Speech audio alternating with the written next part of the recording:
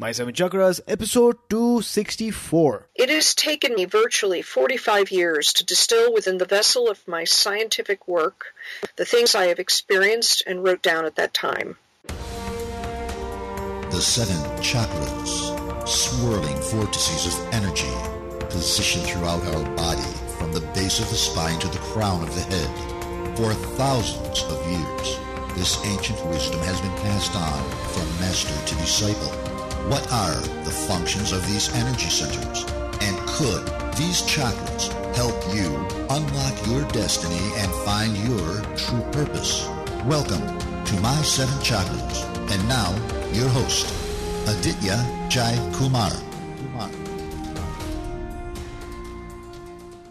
What's up, Action Tribe? AJ here, host and founder of My Seven Chakras, the show where we provide you ancient wisdom, inspiring stories, and action steps that will help you transform your life. So, if you're new to our show, then I want to give you a warm welcome. Now, before we actually begin today's episode, I've got a couple of announcements to make. Firstly, over the years, many of you have reached out wanting to support our show in some way, right? So recently, I started a Patreon page for people who would like to support our movement. Visit my7chakras.com/Patreon. That's my7chakras.com/Patreon. And for those of you who don't know what Patreon is, it's a platform that allows you to donate a small amount each month to support the expenses that go into creating this podcast, which are a lot, such as podcast production, graphics, and equipment. And this way, I'm able to provide you more number of episodes, higher quality content, and life-changing advice at your fingertips. Now, to learn more, go to my7chakras.com/Patreon, and you can get started for as little as $7. Also, if you haven't already downloaded our reading list that's based on books that have been recommended on our show, then make sure you go to my7chakras.com/reading list. Once again, to access this free downloadable PDF document, visit my7chakras.com/reading list. And with that out of the way, it's now time to bring you our special guest for today, Rachel Mann. So Rachel, are you ready to inspire? Oh, absolutely. All of my work is about inspiring people to harness their natural abundance, their authentic power, their soul force, and their spiritual sovereignty. So I am ready. Great. So Rachel Mann is a shamanic healer and spiritual teacher whose work combines the wisdom traditions of Native American spirituality, Buddhism, shamanism, and depth psychology. She is the founder of the great medicine wheel of the New Earth School of Mother Earth Mysticism, and offers deep teachings from this ancient and contemporary system for how to step into your natural abundance, authentic power, soul force, and spiritual sovereignty. She's also a faculty member with Atlantic University, offering an MA in Transpersonal Psychology, and founded by Edgar Cayce, this particular institution. She offers online and in-person courses as well, including Shamanic Energy Medicine for healers. Now, this is not her first appearance on our show. She first joined me on episode 215, which was titled Shamanic Healing, Light Bodies, and Overcoming Trauma. So to listen to that episode first, go to my7chakras.com/215. That's my7chakras.com/215.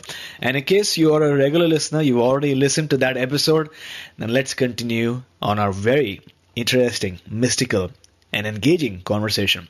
So thanks a lot for joining me, Rachel. Thank you. Thanks for having me, AJ. It's very exciting to be on here again. I love the work that you do and your spirit. Thank you so much. Now, Rachel, it's going to be a really interesting conversation today, but and international too, because people join us from all over the world. But for now, what is your favorite inspirational quote these days, and how do you apply it in your day-to-day life? Well, this is an inspirational quote that actually has had a lot of meaning for me throughout my life. It's by the great psychologist, psychotherapist Carl Jung, and it basically goes like this. It has taken me virtually 45 years to distill within the vessel of my scientific work, the things I have experienced and wrote down at that time. The years when I was pursuing my inner images were the most important in my life. In them, everything essential was decided. I hit upon the stream of lava, and the heat of its fires reshaped my life. This was the primal stuff which compelled me to work upon it, and my works are a more or less successful endeavor to incorporate this incandescent matter into the contemporary picture of the world. There you go. Mm-hmm, mm-hmm. And how do you apply this quote in your life? Well,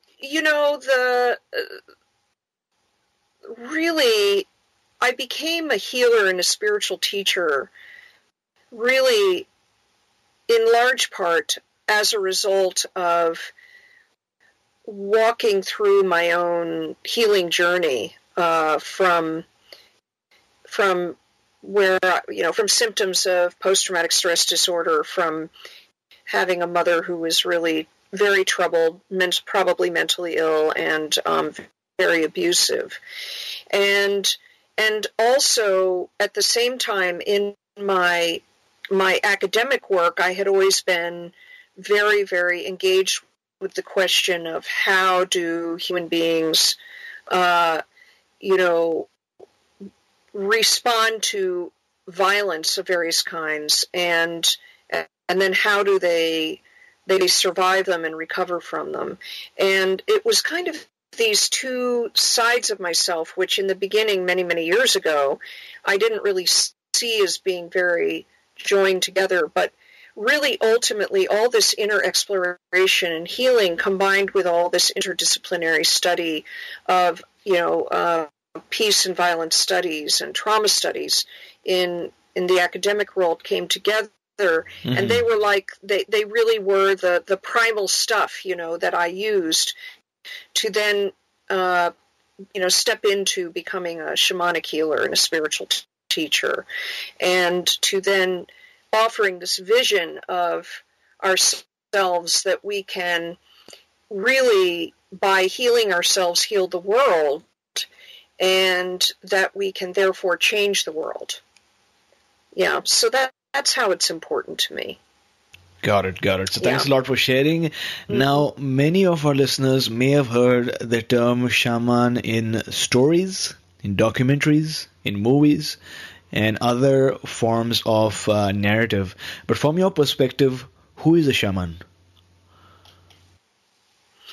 Well, traditionally, a shaman is a person in a society, in a culture, who is a medicine person. They actually might use plant medicines such as ayahuasca, but that's actually less common. A lot of medicine people actually use the natural forces of nature, and they also connect on behalf of others with various spirits and ancestors who assist in healing.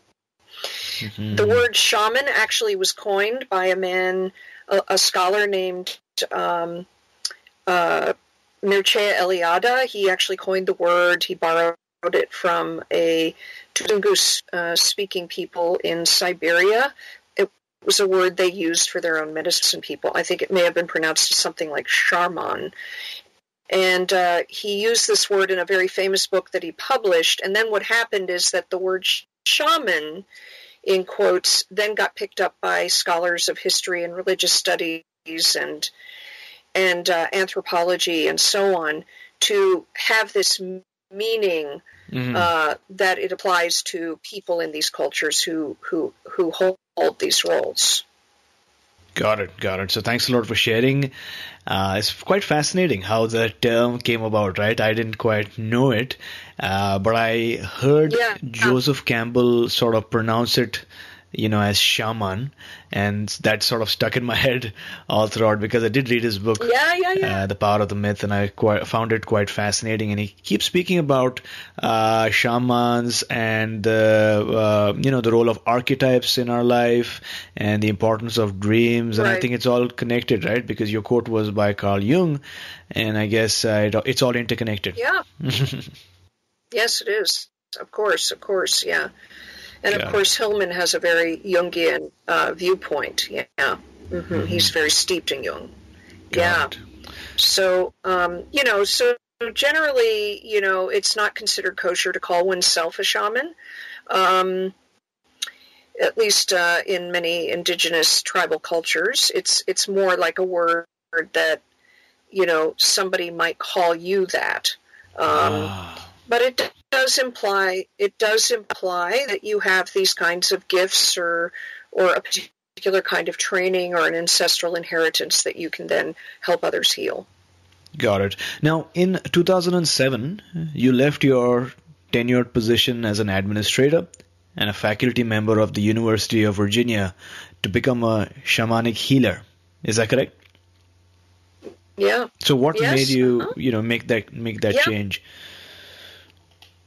Well, I think really for a lot of my life, I had this sort of feeling that was in the, when I was a kid and in my younger years was kind of a little ill-defined, that somehow I had a spiritual task, a spiritual reason for being on the planet or incarnating in this life. And I ended up, by virtue of just, how good I was at school and how much I liked education, I ended up, and because of the Cold War and some synchronicities that happened, I ended up getting a bachelor's in Russian studies and a master's in Soviet studies, and then ultimately went on for a PhD in Slavic languages and literatures. And, ultimately, if I'd had a mainstream traditional academic career, I would have gotten a tenured job, teaching Russian language and literature and culture at a college or university. Instead, I got into an alternative career in the integration of digital technologies into teaching. And I was in that career for 15 years, but all the while I was doing a lot of therapy and including Jungian analysis, and I was, as I said, pursuing my own healing using various energy healing modalities and psychodrama and hypnotherapy. And what began to emerge in the process of that, that healing, is that I really became much more interested in, psychology and a study of spirituality and so on. And, really, and at the same time I was having trouble with a lot of chronic pain and depression and anxiety, which is one of the reasons why I was pursuing all this healing work. And in the process, I was really getting on-the-ground training for ultimately how to channel heavy energies through my body, my mind, my feelings, and transmute them into light, into healing energy, and gifts and soul parts. So what basically finally happened is that I had a major healing crisis in 2006. Just a series of events came together with my job at the University of Virginia, as well as with my own health. I actually had been using a pharmaceutical drug named Klonopin to try to sleep at night, and my physician had kept upping the dose because I couldn't sleep. I still couldn't sleep, and I had gotten unwittingly basically habituated to it. And I accidentally went off of it cold turkey, and I had a major drug withdrawal. And luckily it happened when I was in my doctor's office. So because of that, I ended up taking 4 months off of paid medical leave. But before I did that, I had a vision that night of the night before this kind of precipitous drug withdrawal, where my cat, who had died earlier that day, came to me in spirit form, and she said, "You need to step up and do what you know you're meant to do." And the truth is despite all the healing work that I had been doing, I was physically getting sicker, and I was actually having panic attacks. And I really knew that she was right, and I knew exactly what it meant. And so I took this paid medical leave, and then I decided to just, cut the cord and quit my tenured, well-salaried job and to get training with a man named Alberto Viodo in the Four Winds Society Healing the Light Body School in the practice of shamanic energy medicine. And so I did it, it was like a plunge into the unknown. And, lo and behold, a lot of my symptoms of pain and panic attacks stopped. So this is actually what happened to me is not dissimilar to what many shamans around the world and many cultures report, that they come to some kind of they might have some kind of big health crisis, maybe even be in a coma, and the spirits come to them and say, you've got to do what you're supposed to do, or you're going to get sicker and die younger, which is what my beloved cat Bee told me. So Bee was just like the vehicle, for the spirits to really reach me so that I could hear the message. And so that's what I did, and I've never looked back. It was one of the best decisions of my life. It hasn't been altogether,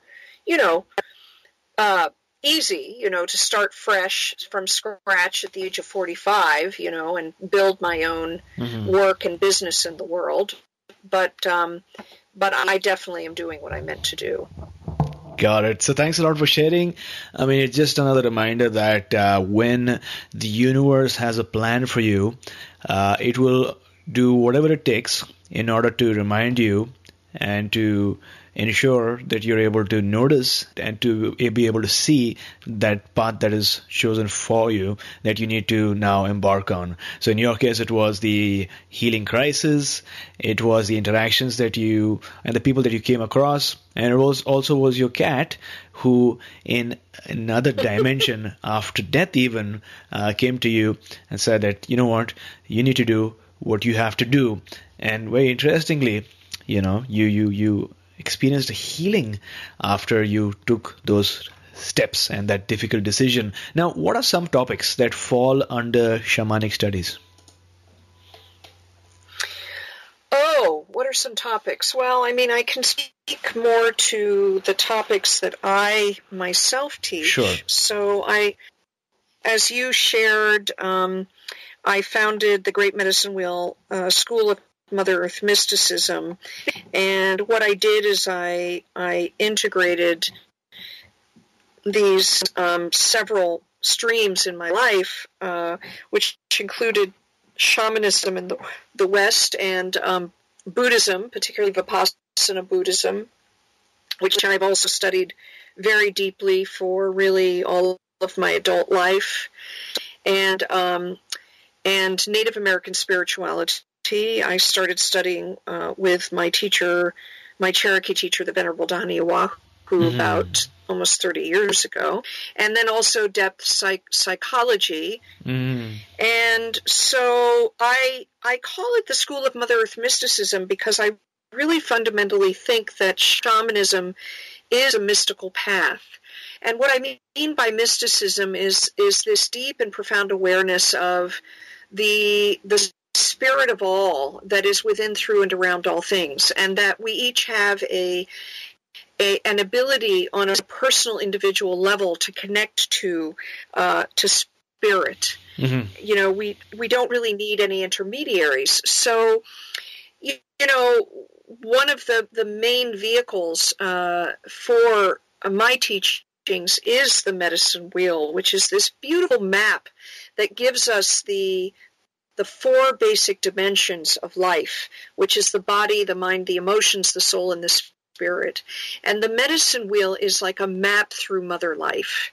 And it's a map from, where we incorporate the truth that we came to incarnate in physical form in order to have this beautiful experience. And so that our soul, on a soul level, our soul wants us to actually, have certain experiences and fulfill some sort of purpose. And so we have this map where, we live in the body and the physical. And so shamanism is really also about engaging fully with Mother Earth and our physical life, because we recognize that that spirituality is not something that, that's something other than physical life in the body, that spiritual life is about being in the body. Mm-hmm. So in these teachings, we learn how to walk in the physical and feel the presence of spirit in everything, and then to look for the signs and synchronicities, as you mentioned,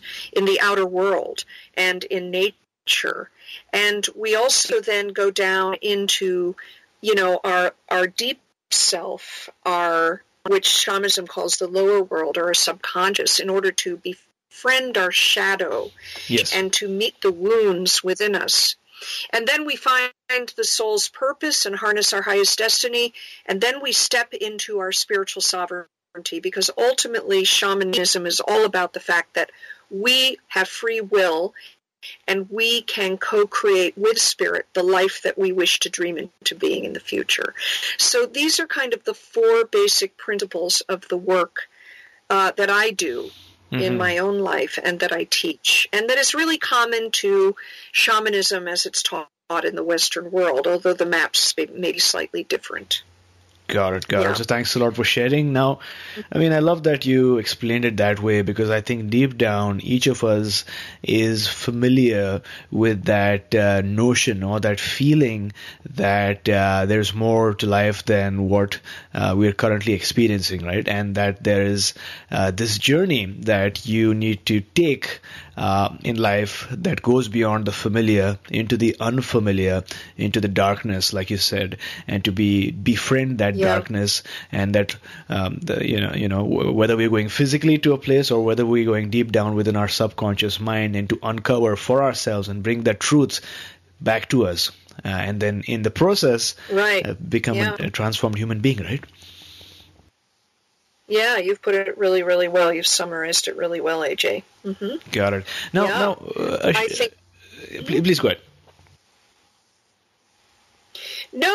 I think that really hits the, that hits it on the head. So no. You go on. Nice. I mean, just to continue with what we were discussing, I wanted to talk a bit about the shamanic journey. What exactly is this journey? Maybe if you could touch on also what happens during this event, and where do you journey to? Oh, yeah. Yeah. Well, shamanic journeying is a very basic practice, common to shamanic traditions, particularly in the West. And I always make a distinction between Western shamanism and the practices of medicine ways among native cultures, only because I can only speak for what I know in my context, in what I've learned from my teachers. And I am a woman, born into Western civilization, and have therefore my own experiences in my society and my culture. So shamanism, means something to people who are looking for people like me, for instance, if they want to find somebody who's a shamanic healer. So shamanic journeying is really very foundational in Western shamanism. It is a way, essentially, to often use rattling or drumming in order to then visualize or imagine that you're going into a place. I often take my students, or I go myself, to what I call the Sacred Valley. And there in the Sacred Valley, you visualize a great tree, and you go to that great grandfather tree, and then you have an animal ally or a power animal that is going to help you journey. And that journey may be into the lower world, which, as we've said earlier, is into the subconscious, or it could be to the upper worlds, which might be referred to as the superconscious. But the lower world is really imagistically into the body of Mother Earth, and down into the darkness, or to what's unseen in the darkness. So it mirrors the fact that what's in our inner self is not necessarily always showing out in the light of day. Or we travel to the upper worlds, where we go to meet our higher self, or our soul. We can go to the upper worlds to find our true purpose and our highest destiny, to, meet angelic beings or our guides and, our spiritual guides and teachers, all of these folks. And we can also actually journey in the middle world, but in my tradition, as I've been taught, mostly we travel to the lower world and the upper world. And what can happen as a result of journeying, as you're led by the animal, the power animal that takes you there, is that not only are you shown deep truth and wisdom about whatever it is you're journeying about, so you can set an intention like, please show me what I need to know that's going to help me break through this block or this healing crisis I'm in, right? Mm-hmm. Or you journey with the intent to go to the upper world to see what your highest destiny is and to kind of pull the energy core of that highest destiny into yourself. And so you're given wisdom. You might feel things, see things, sense things, hear things, or just know things. And it's very different for different people. And then that's actually medicine that you bring back with you from the journey. And when you work on the level of journeying, it's an incredibly powerful way to shift things inside of you. It's much quicker and more impactful than like months or years of talk therapy. So that's what a journey is. Got it. Yeah. I love your explanation. You mentioned that we go to this sacred valley where there's a great tree and then you need an animal ally, right, who is going to go along with you as a guide to either the upper world or the lower world.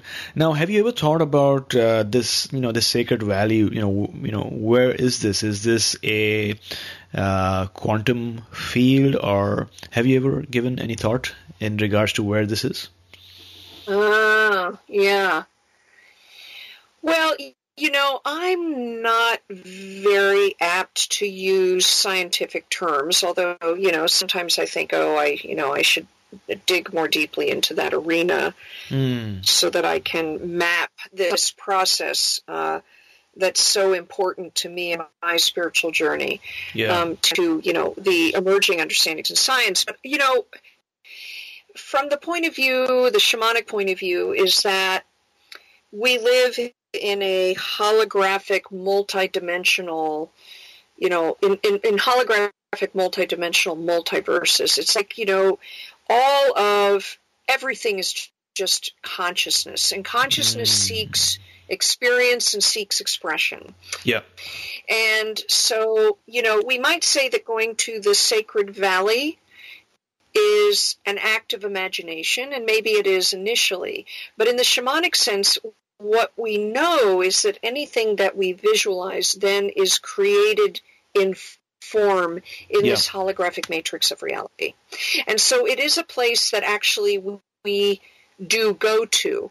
And in theory, if there are hundreds of thousands of people around the world doing shamanic journeys to the sacred valley, we are actually together, molding and creating that world, and it becomes a dimension that we can access for personal exploration and insight and growth. Yeah. Oh, absolutely. So I see it as... Good, please go ahead. This is a very interesting topic for sure.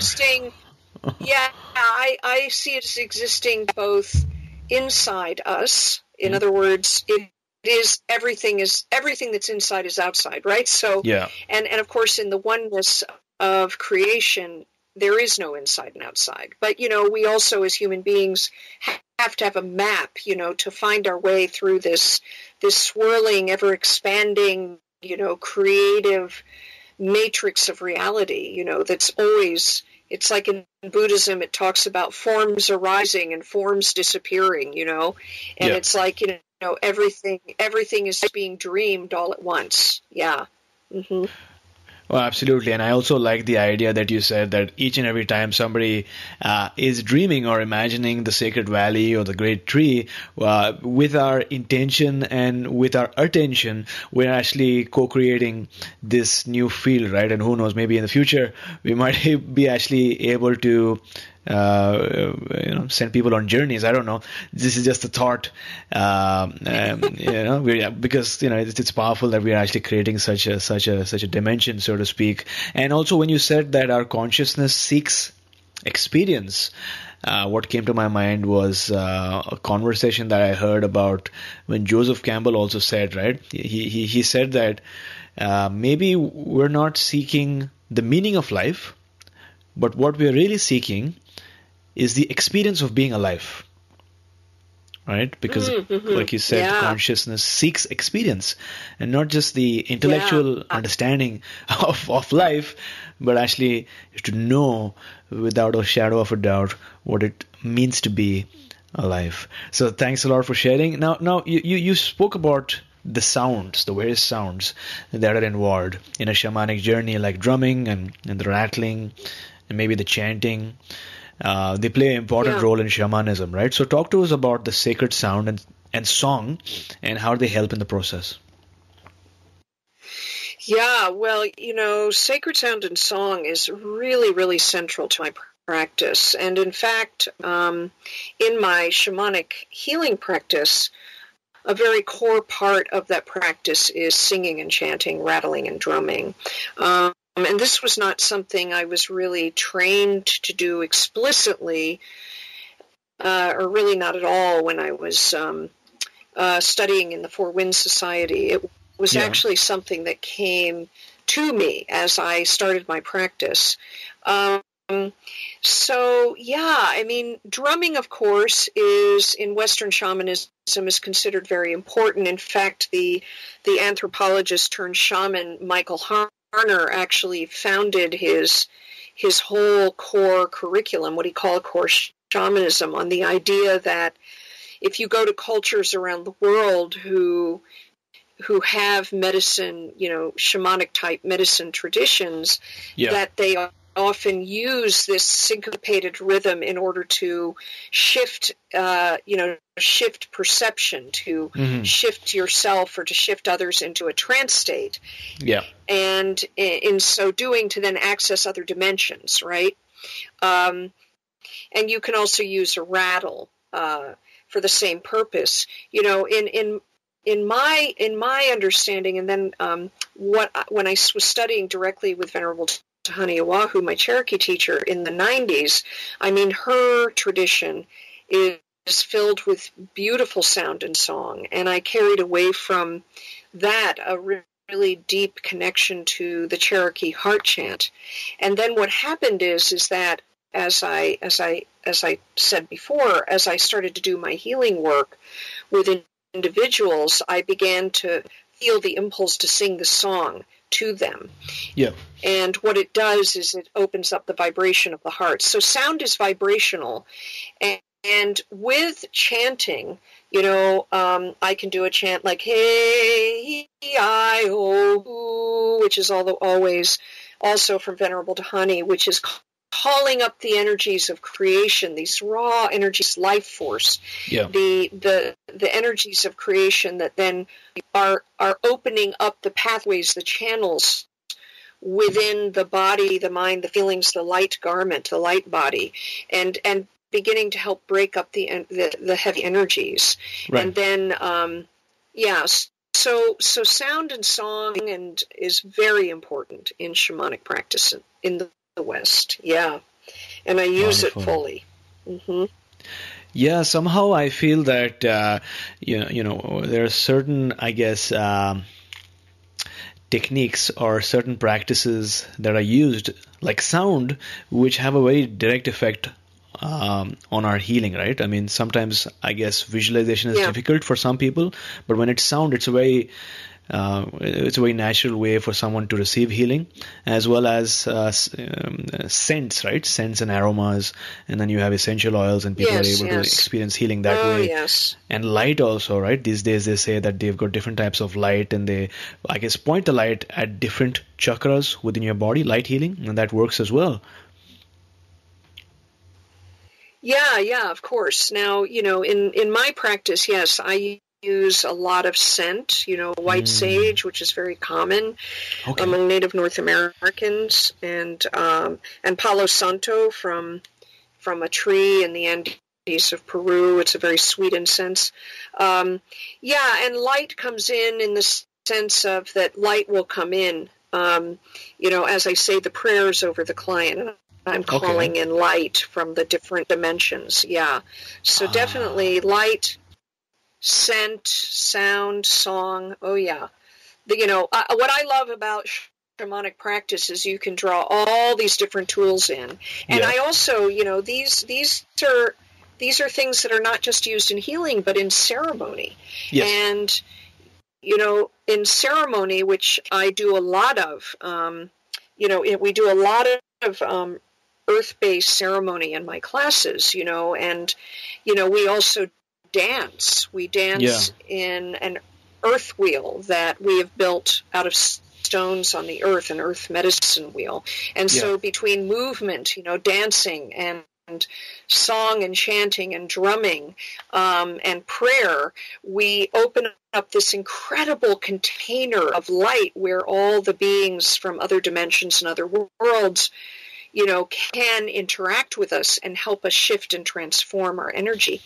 And where the raw transformational energy of Mother Earth can then be called upon and pour into us even more fully and really shift things for us both individually as well as for the group and the community. Yeah. So it's all really, really important. Yeah. Right.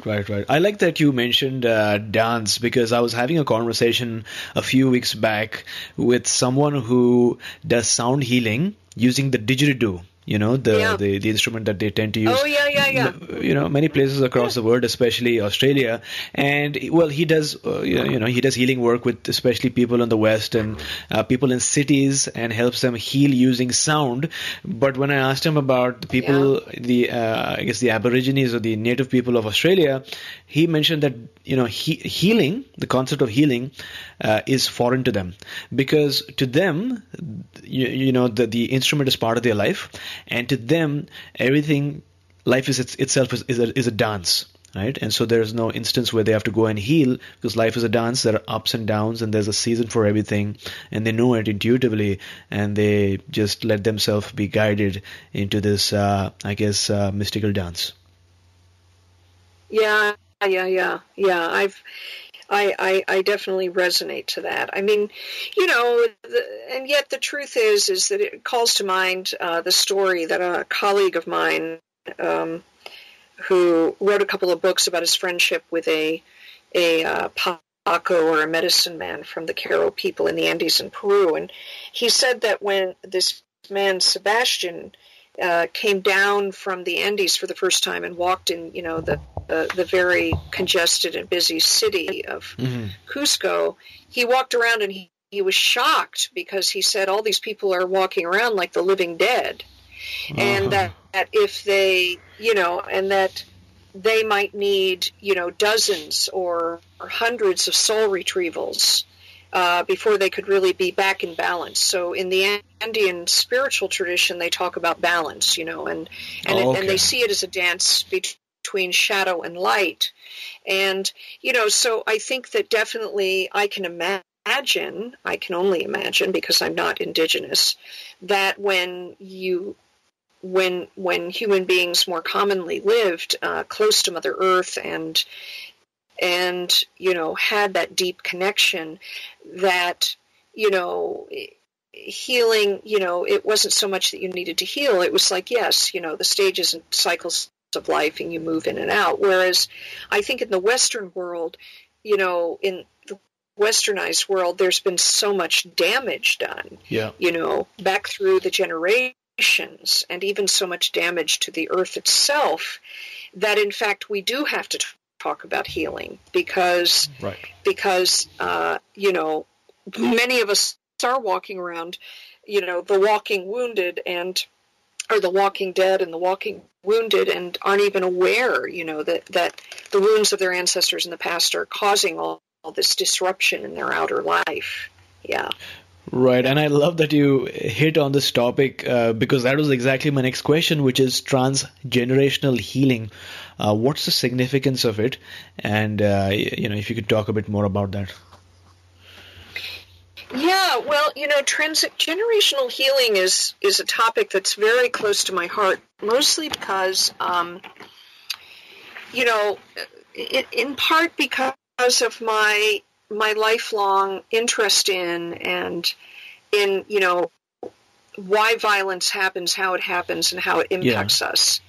And because of my own healing journey, so when I went to my first energy healer back in about 1994, 3 or 4, and she put me on her table and just started, lightly, kind of running her hands along the surface of her body, or maybe just lightly touching my body.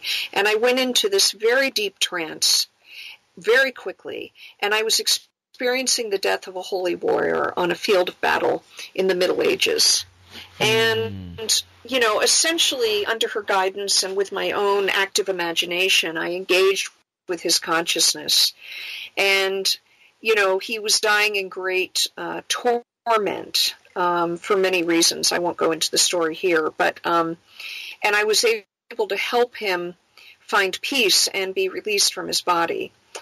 And then, one of that kind of tagged in with an emerging interest that I had in the impact of genocide on people. Mm-hmm. And, human history, what I call the bloody stream of humanity. I mean, the history of humanity, at least in Western civilization, I don't want to speak for indigenous cultures themselves because they have different histories. But in Western civilization, there's so much, violence and blood, going back really millennia. Yep. And I understood after my, that opening and connecting into the holy warrior. And then I spent a decade where many times in my own healings and meditations, I would see and experience, a lot of violence. And, perhaps some of it was from other lifetimes I've lived. But some of it was just collective, like, what we've experienced on a collective level.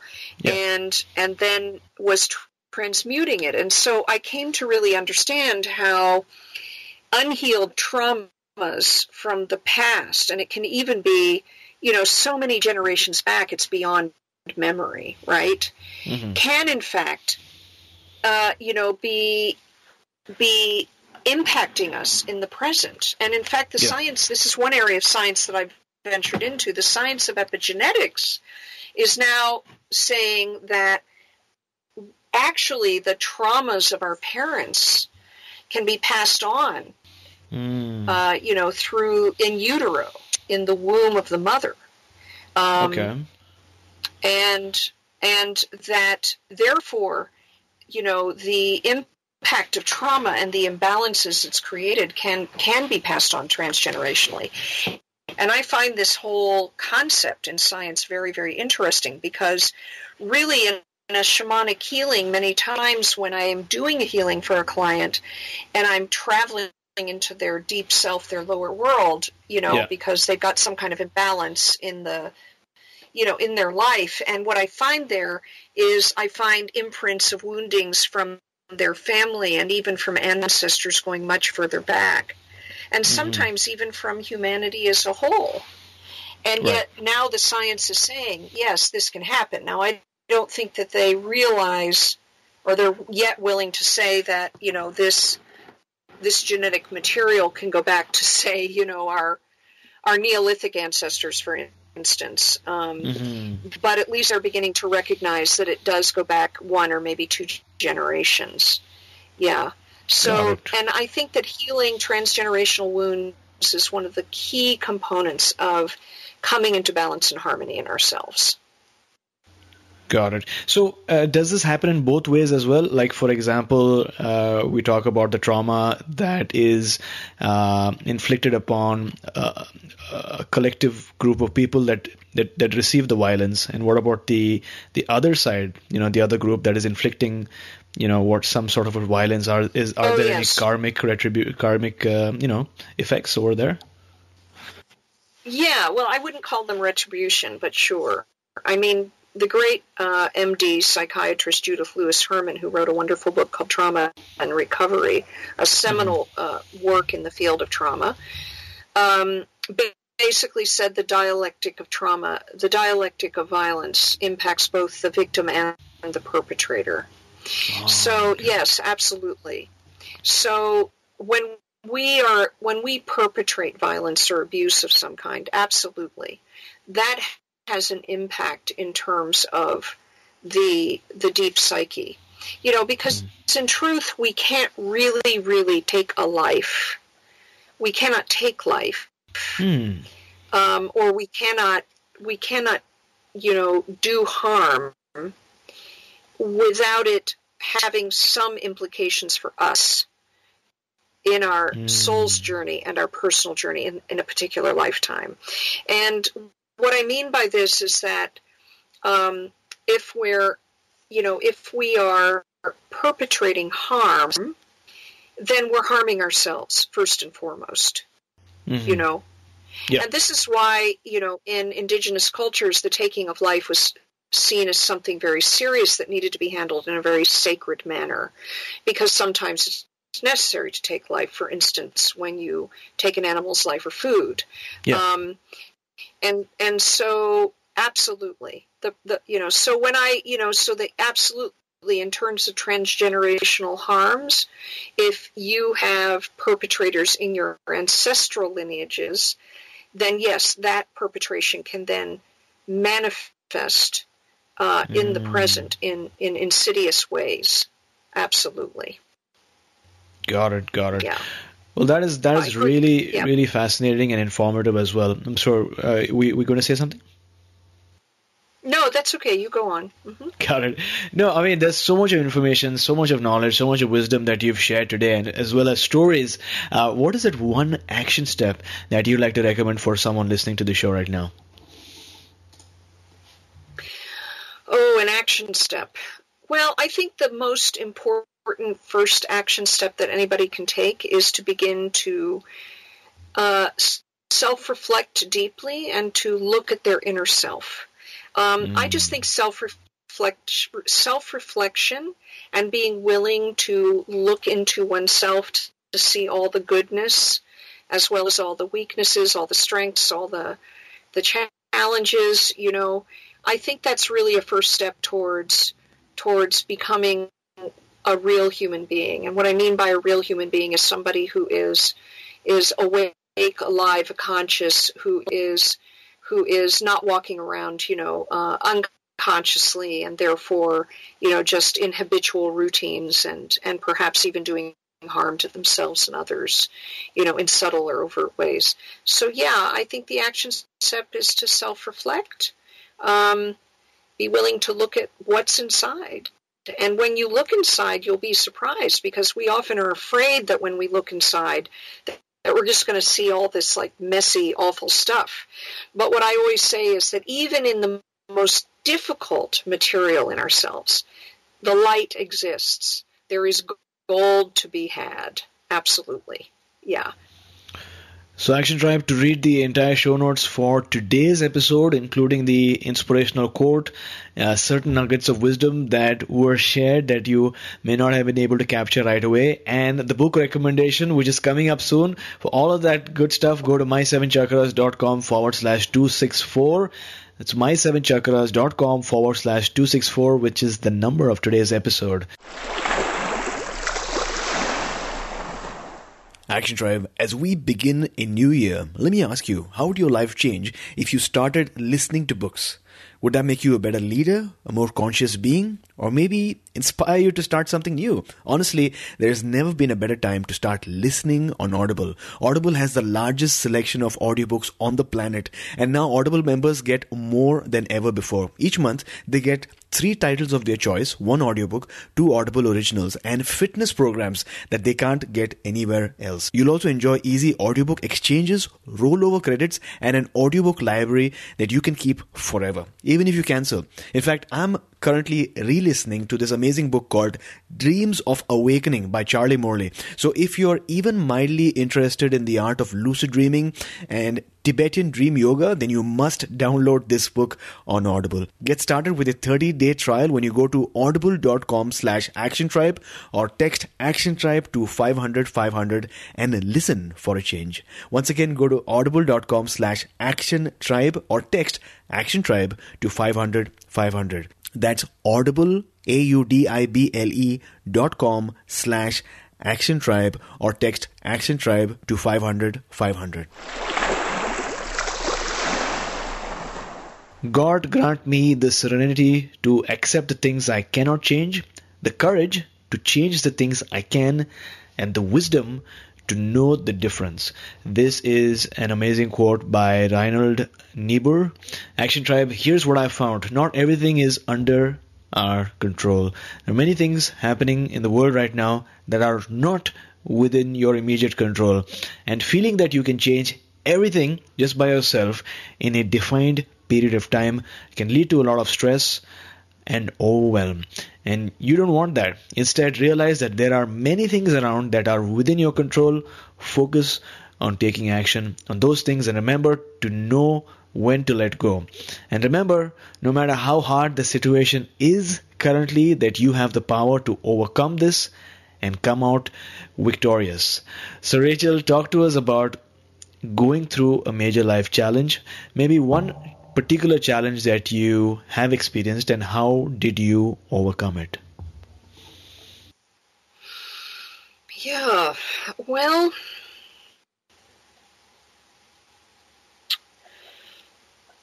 so recently I invited to come stay with me for the summer a housemate, and it turned out to be very, very, very problematic.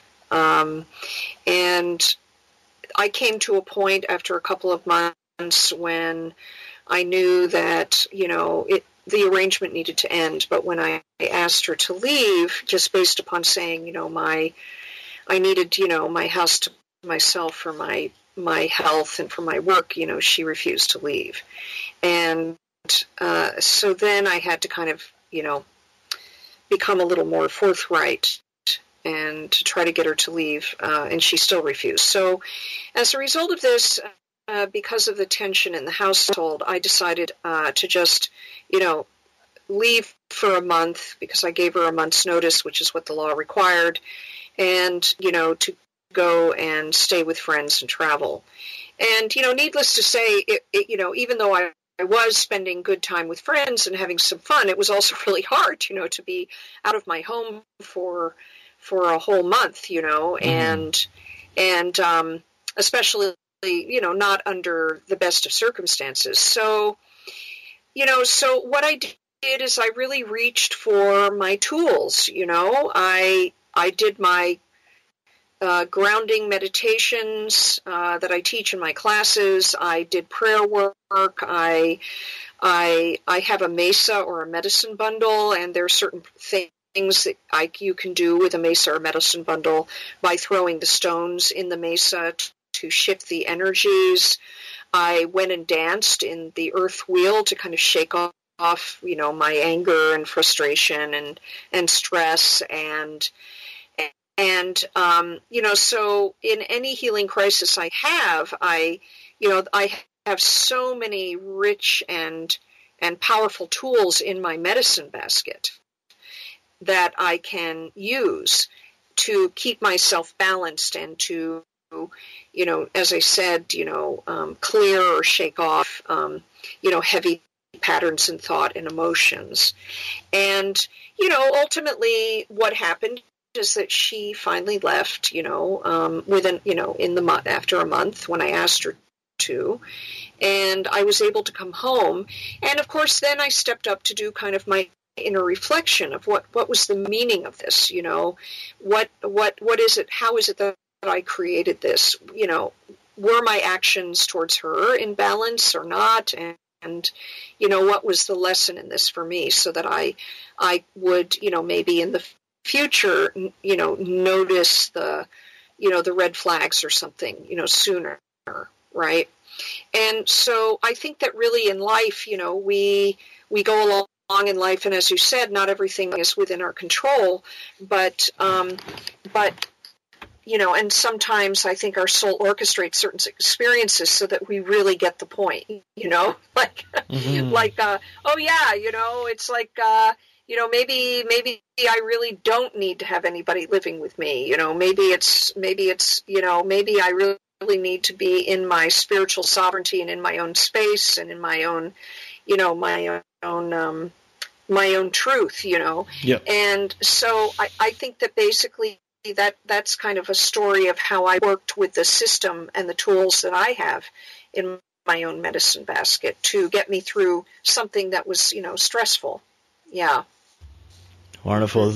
Well, that's a really, really inspiring story that you shared based off your experience, and I'm sure many of our listeners listening right now are able to relate back to a time when they came across a difficult situation, and oftentimes, and in most cases, the biggest challenges are interpersonal relationships, right? Our relationships form a major part of our life, and they can either be a cause of great happiness and fulfillment, or they can be a cause of challenge and stress and overwhelm. And actually, relationships is exactly what I'm going to speak about in my next interview today. But this is such a great topic, to talk about. And Action Tribe, I hope you're enjoying today's session as much as I am. The more conversations I have and the more experiences I have, I'm finding that, you can't explain spirituality. You can try, but there's nothing quite like having an experience for yourself, because to me, a spiritual experience is a very personal experience that goes beyond words. And the reason for this is that when we try to explain something, we're using our logical mind to use the right words and to paint the right picture that would, I guess, attempt to communicate the experience. However, something that's very hard to convey through words is the language of the heart. And that is what you have when you have a truly spiritual experience, right? We're connecting more with the power of the heart and less with the faculties of the mind. And no matter how small or big that experience might be, these personal encounters provide us with a deeper sense of meaning of life. And just like David Steindl Rast once put, the eyes only see light, the ears only hear sound, but a listening heart perceives meaning. Right? So think about that for a couple of seconds, because your heart is way more than a pumping organ. It is actually the center of the universe within yourself. And as we are learning, the universe within yourself is just a mirror image of the universe around you. And with that, we are now at the last but very important round for today, the wisdom round.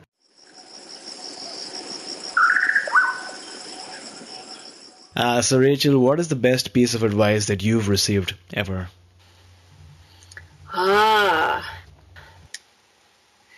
The best piece of advice, I would say, or the best words of wisdom, are from one of my teachers, and Deborah Ray, and a woman I go to sometimes for energy healing work.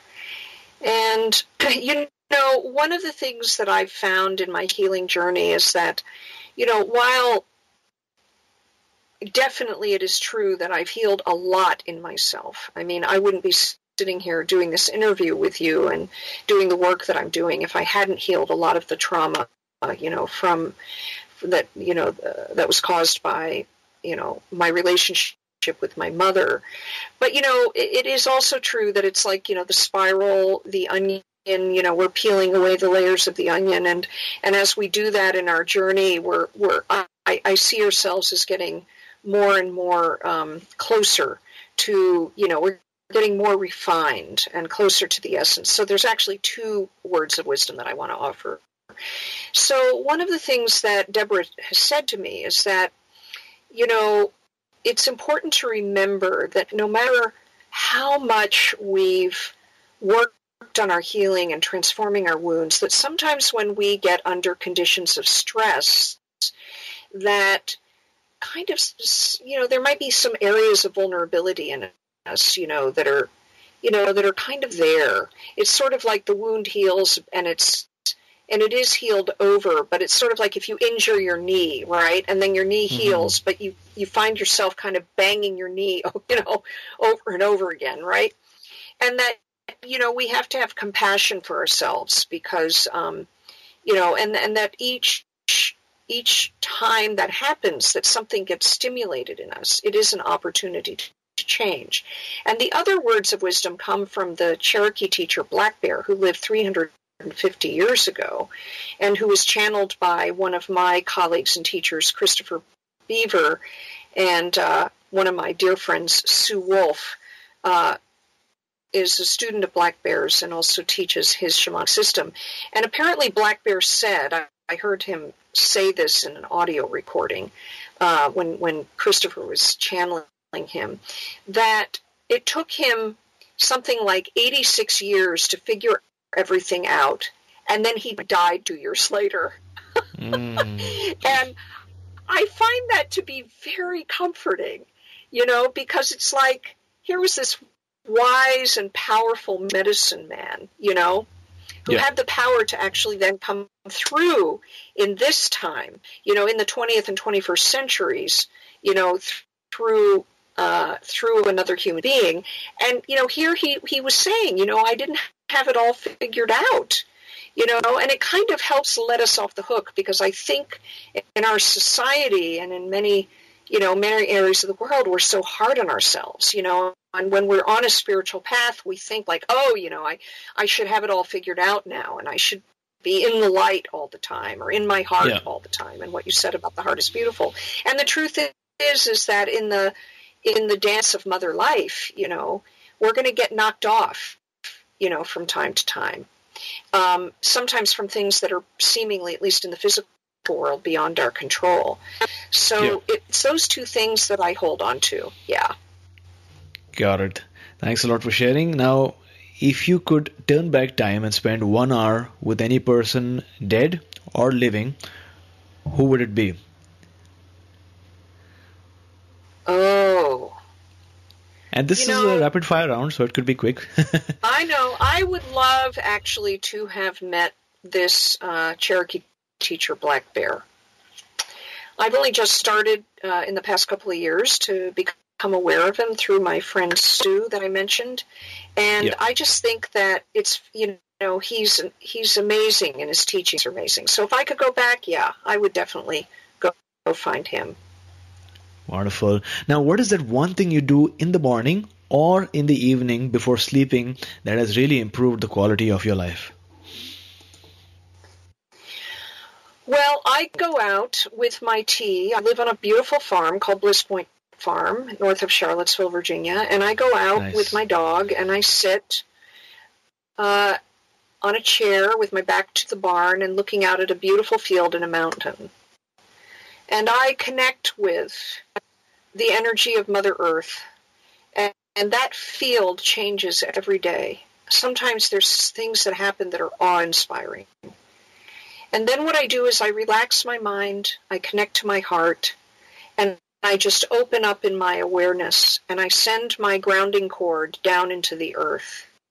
And I bring Mother Love Light, emerald, what I visualize as emerald green and rose pink love light up into my body. And it really, really sets the tone for the day, a tone of groundedness and peace. Yeah. And then, of course, I also will drink my tea. Great. Which wakes me up. If you could, wonderful. I love tea. I love. I used to drink a lot of tea when I was in India, but these days I'm more used to coffee, and I do add a bit of turmeric actually and honey in my coffee, which I find very tasty as well as beneficial health-wise. Now, if you could recommend one book for our listeners, what would it be? One of my favorite books is by Thomas Males, and it's called Fool's Crow, Wisdom and Power. Fool's Crow was a very, very revered, wise, holy man among the Lakota Sioux people. And Thomas Males basically made friends with him and interviewed him, spoke with him, and what he did is he distilled Fool's Crow's words into this beautiful book, which is basically like a conversation between them. And he was a very powerful healer, so he talks about his particular healing practices, the medicine, about Wankantanka, creator spirit, and his connection to that. And I recommend that book to all of my students because I think it's inspiring. Fool's Crow's life and teachings are inspiring. It connects us into an ancient wisdom tradition, indigenous wisdom tradition, and it also illuminates, in a way, the life ways of anyone who steps into the path of being a healer of others. Awesome. So thanks a lot for sharing, Rachel. Action Tribe, if you would like to get this book right away from Amazon, then we've got a special link for you. All you got to do is my7chakras.com/264book. That's my7chakras.com/264book. And you'll go to the Amazon page and you can learn more about the book, Fool's Crow, Wisdom and Power, and you can order one for yourself as well. Now, the other thing is, I know that you guys love our book recommendations a lot, and many of you are learning about Audible, which is basically a company that creates audiobooks. So the same book, but you just listen to, in many cases, the author talking about that story or sharing the wisdom that is contained in the book. And Audible.com is offering Action Tribe one free audiobook download with a free 30-day trial so that you can get to check out their amazing service. And they've got hundreds and thousands of titles to choose from for your iPhone, your Android, or your Kindle. And I don't think this particular book is available, Fool's Crow, Wisdom and Power, but they have many other books. To get your free audiobook today, go to my7chakras.com/free book. Once again, that's my7chakras.com/free book, and start listening to your favorite book today. So, Rachel, thank you so much for joining me once again on this second episode. It was really great connecting with you as ever. Before you go, tell us one thing that you're grateful for and how we can find you online. Oh, well, I'm grateful for all the love and support that I get from my friends and my family. I've needed all that support as I, stepped into doing this over the past 10 years. And I'm actually grateful for the sunny sky today because we've had so much rain here in Central Virginia. So I'm grateful for those. And people can find me at RachelMannPhD.com. That's RachelMannPhD.com. And look out for my online course, Transform Your Healing Crisis into Gold, which will be launched on my website by the end of next week. Awesome. So once again, thank you so much for coming on our show, talking to us about shamanism and so many other amazing topics, and taking us one step closer to a human revolution. Yeah, thank you. Thank you, AJ. It's really been great to talk to you. It's a lot of fun, and you have a lot of wisdom to share yourself. So it's been an honor. Thank you. And awesome. Thank you, Tribe, for listening. Okay.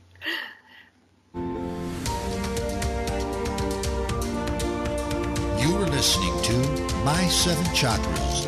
Go to mysevenchakras.com. Download your free gift, get inspired, and take action. Transform your life today.